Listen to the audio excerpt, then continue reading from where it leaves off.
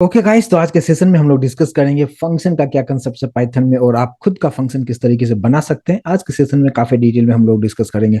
हालांकि हमने print function, input function, ये सब चीजों के बारे में देखा है जो कि कंप्लीट पहले से इनबिल्ट पहले से बना हुआ है और हम जस्ट उसका यूज हम कर पा रहे थे। लेकिन यहाँ पे हम खुद का फंक्शन कैसे बनाएंगे, कुछ भी नाम आप देना चाहे उसका नाम देके और किस तरीके से उसका यूज हम करेंगे। सबसे पहले फंक्शन क्यों यूज है पहले उसको हम समझते हैं, कैसे लिखेंगे पहले उसका सिंटैक्स को समझ लेते हैं। किसी भी फंक्शन को लिखने से पहले आपको एक कीवर्ड लिखना होता है, डेफ फॉर डेफिनेशन आप बोल सकते हैं। और उसके बाद फंक्शन का नाम आप दे सकते हैं, जो कि आप कुछ भी आप नाम दे सकते हैं। यहाँ पे आपको नॉर्मल ब्रैकेट आपको देना है जिसको पैरेंथेसिस कहते हैं।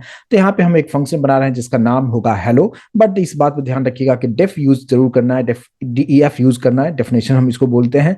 और इसके बाद कोलन देना है, जैसे हम लोग इफ एल्स में हम लोग कोलन दिया करते थे, सेम उसी तरीके से यहाँ पे भी कोलन देना है और फिर यहाँ पे एंटर करना है। इंडेंटेशन का ख्याल रखना है, इंडेंटेशन यहाँ पे आपको कंपलसरी तौर पे देना चाहिए।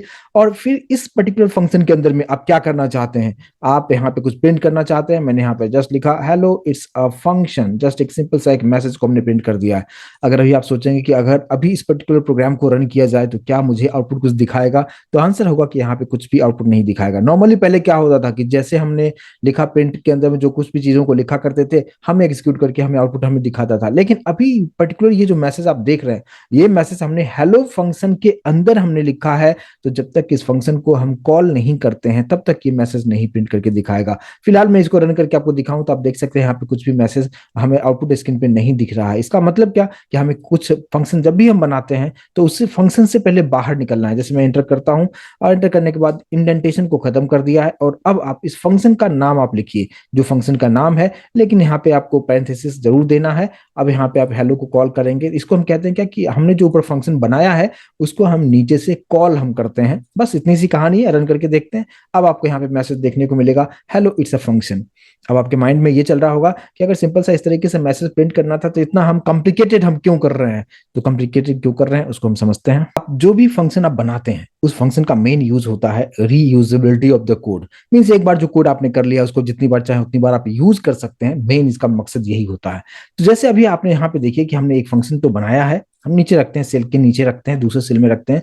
अभी जिस तरीके से हमने एक बार कॉल किया है, अगर इसी सेम फंक्शन को आप जितनी बार चाहेंगे उतनी बार कॉल कर सकते हैं। जैसे मैंने यहाँ पे 4 बार कॉल कर दिया है। अब यही सेम मैसेज आपको 4 टाइम्स प्रिंट करके आपको दिखाएगा। रन करके देखिए, आप नीचे आप देख पाएंगे hello it's a function 4 times आपको मैसेज प्रिंट करके दिखाता है।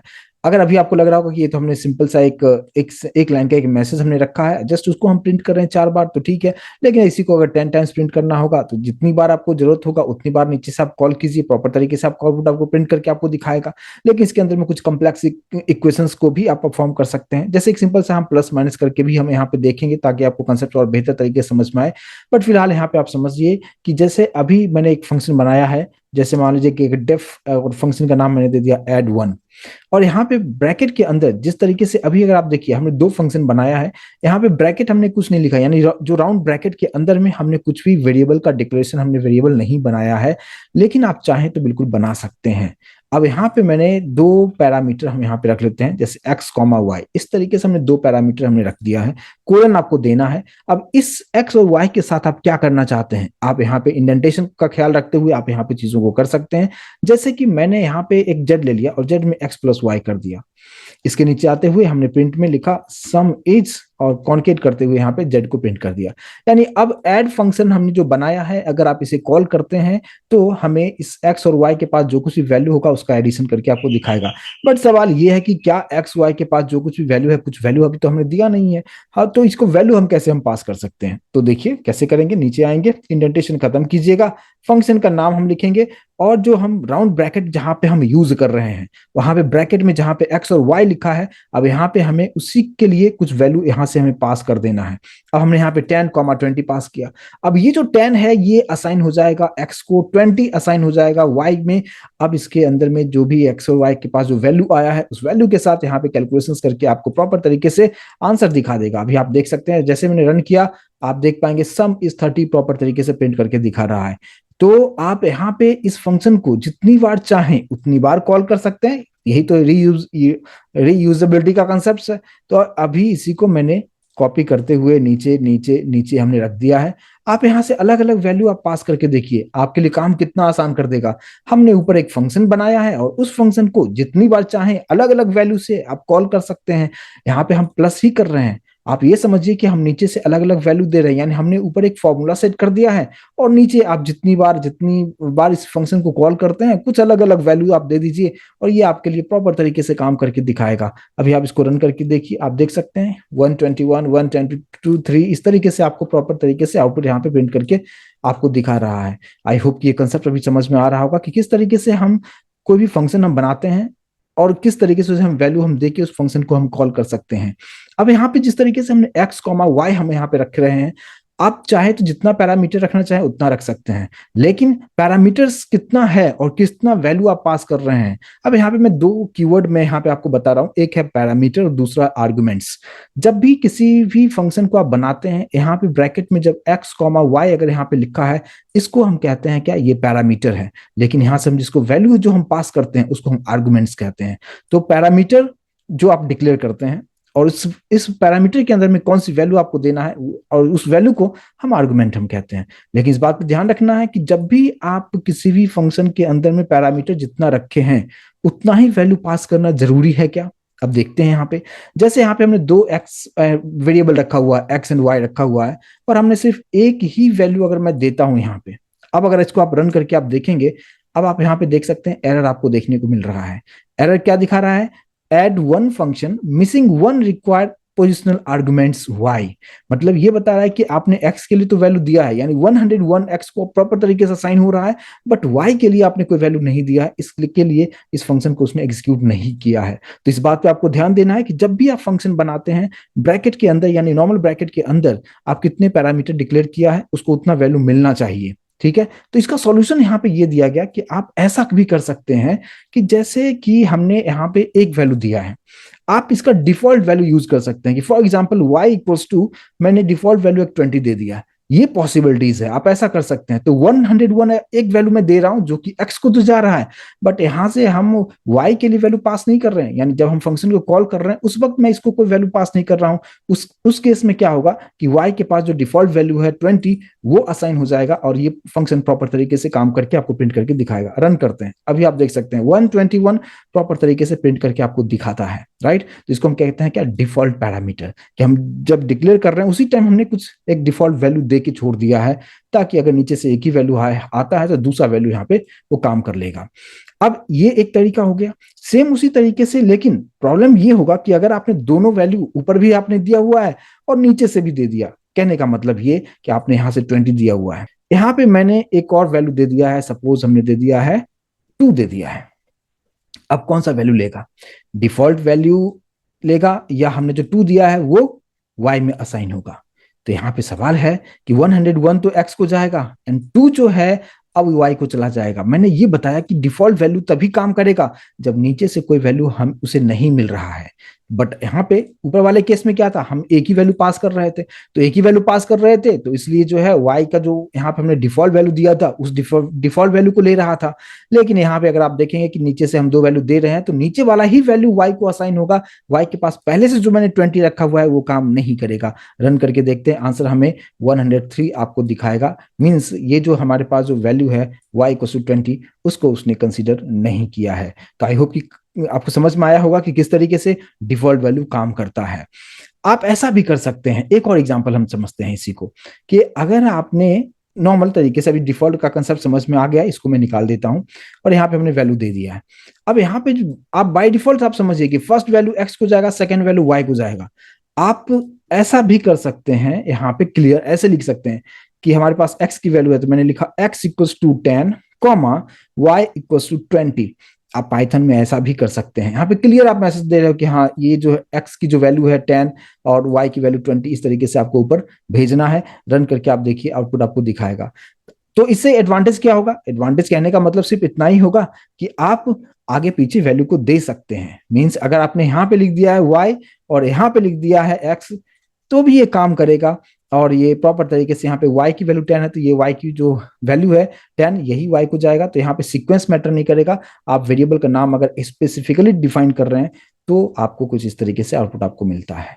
तो यहाँ पे आप वेरिएबल का नाम, आप जो आर्ग्यूमेंट्स पास करते वक्त भी कौन सा वैल्यू किसको जाएगा वो आप नाम यहाँ पे दे सकते हैं। तो कुछ इस तरीके से चीजों को कर सकते हैं। मीन्स आप किसी भी फंक्शन को बनाने के लिए डेफ यूज करेंगे, फंक्शन का नाम जो मर्जी आप दे सकते हैं, ब्रैकेट के अंदर पैरामीटर होगा, नीचे से फंक्शन को कॉल करते हैं, उसको आर्गुमेंट्स हम कहते हैं। डिफॉल्ट आर्गुमेंट्स आपने देख लिया, डिफॉल्ट पैरामीटर्स देख लिया, और यहाँ पे फंक्शन का नाम हम किस तरीके से हम यूज करते हैं वो देख लिया। अब हम बात करते हैं कि अगर हमारे पास, क्या हम एक ही फंक्शन बना सकते हैं क्या? नहीं, आप जितना चाहें उतना फंक्शन बना सकते हैं। फॉर एग्जाम्पल हम इसी को हम लोग नीचे हम लोग यहाँ पे रख देते हैं।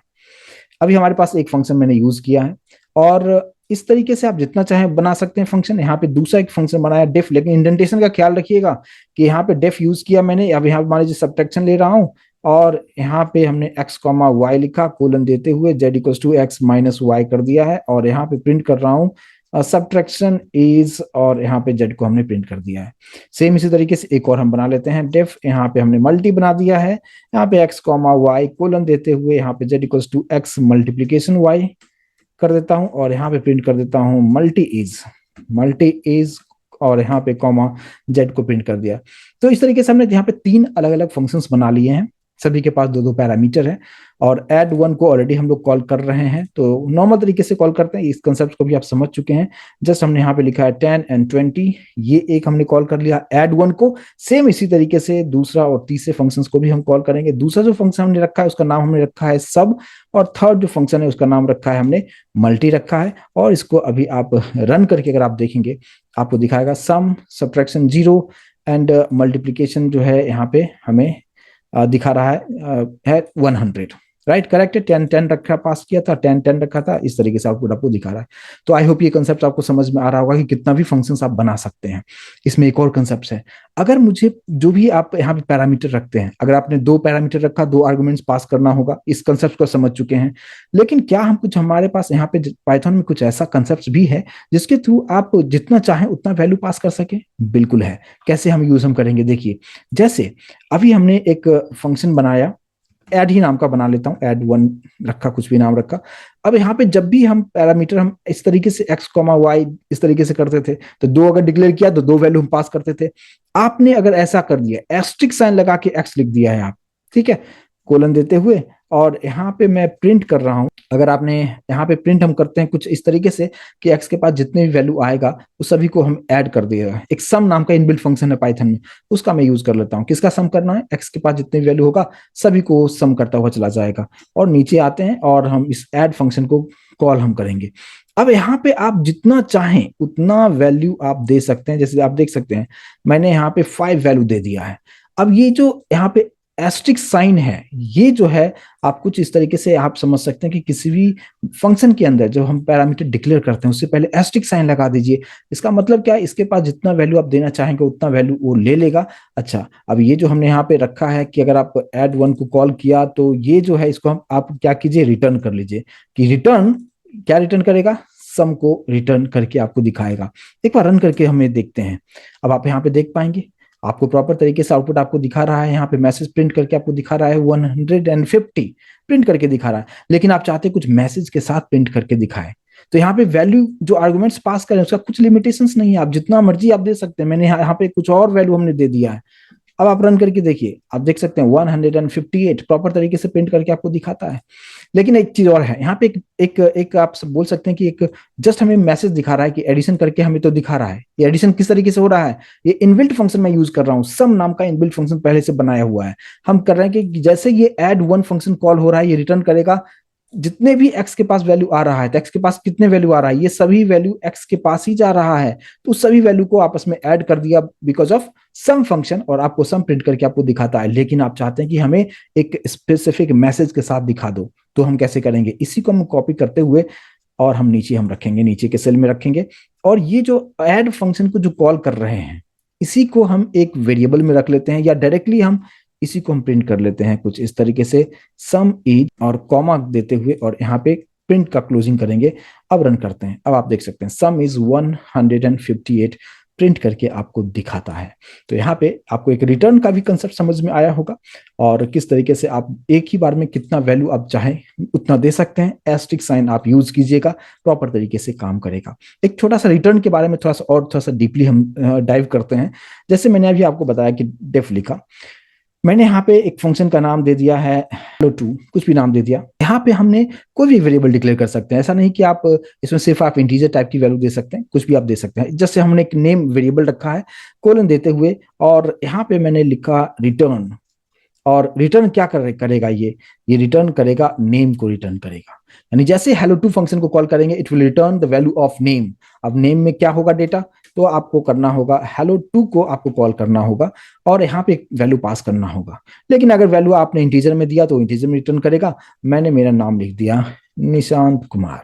अब ये जो निशांत कुमार है कि स्ट्रिंग टाइप की वैल्यू है, वो नेम को असाइन हो जाएगा और उसके बाद रिटर्न कर देगा, नेम को रिटर्न करेगा। हम रन करके देखते हैं, यहाँ पे आप देख पाएंगे निशांत कुमार जो कि स्ट्रिंग टाइप की वैल्यू है वो आपको प्रिंट करके आपको दिखाता है। लेकिन आप कुछ स्पेसिफिक मैसेज भी देना चाहते हैं, तो ये जो फंक्शन को कॉल कर रहे हैं, इसी कॉल फंक्शन को आप प्रिंट के अंदर रख दीजिए, या आप इसको एक वेरिएबल में रख लीजिए। जैसे कि मैंने यहाँ पे दे दिया पी नाम का एक वेरिएबल रख दिया, पी के अंदर में इस फंक्शन को कॉल किया है, और नीचे आके हम प्रिंट कर देंगे कि हेलो, और फिर कॉमा करते हुए पी को प्रिंट कर दिया है।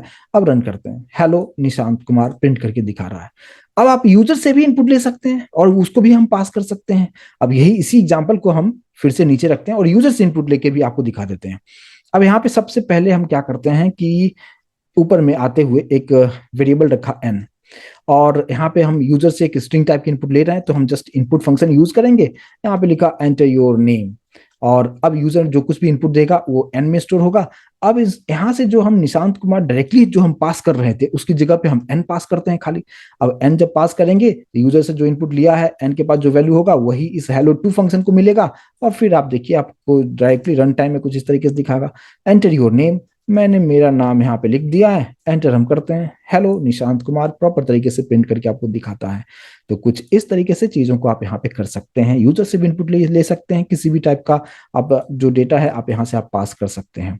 एक और कंसेप्ट हम समझ लेते हैं फंक्शन से रिलेटेड, कि अगर आपने दो फंक्शन बनाया है, ठीक है, जैसे कि हमने यहाँ पे एक डेफ hello1 बनाया, इस hello1 के अंदर में हमने कुछ मैसेज लिख दिया। मैंने लिखा इट्स hello1 फंक्शन, जस्ट एक मैसेज हमने दे दिया है।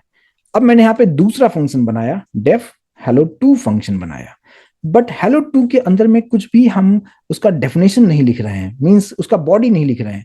देखिए डीईएफ क्या है, ये एक कीवर्ड है फंक्शन को डिफाइन करने के लिए। hello1 क्या है, नेम ऑफ द फंक्शन है, ये पैरामीटर है, और कोलन देते हुए आप एक फंक्शन कॉल कर रहे हैं। तो ये जो मैसेज आप दे रहे हैं, ये मैसेज किसके अंदर में है, hello1 के अंदर में, जिसको हम क्या कहेंगे, इसका डेफिनेशन या इस मेथड का, इस फंक्शन का बॉडी है। लेकिन हमने hello2 लिखा है बट इसके अंदर में कोई बॉडी हमने लिखा ही नहीं, ठीक है। इसको अगर मैं ऐसे छोड़ देता हूं और नीचे आते हुए अब मैं यहाँ पे hello1 को कॉल कर रहा हूं, और फिर हम hello2 को कॉल करते हैं हम लोग, तो आप यहाँ पे देखेंगे क्या कि hello1 में आउटपुट हमें दिखाएगा, hello2 में दिखाएगा या नहीं दिखाएगा। आप देख सकते हैं यहाँ पे आपको डायरेक्टली एरर आपको दिखा रहा है, और ये दिखा रहा है क्या, expected and indented block after function definition in line number 3। मतलब इस पे आपको एरर यहाँ पे आपको वो डिनोट कर रहा है। लेकिन हमने क्यों एरर दिखा रहा है, क्योंकि हमने इसके अंदर में इसका जो बॉडी है वो हमने मेंशन नहीं किया कि अगर hello2 को कॉल करेंगे तो क्या मैसेज मिलना चाहिए, वो मैंने यहाँ पे नहीं बताया है। लेकिन मैं नहीं बताना चाहता हूं, तो उसके लिए आपको यहाँ पे कीवर्ड यूज करना होता है पास।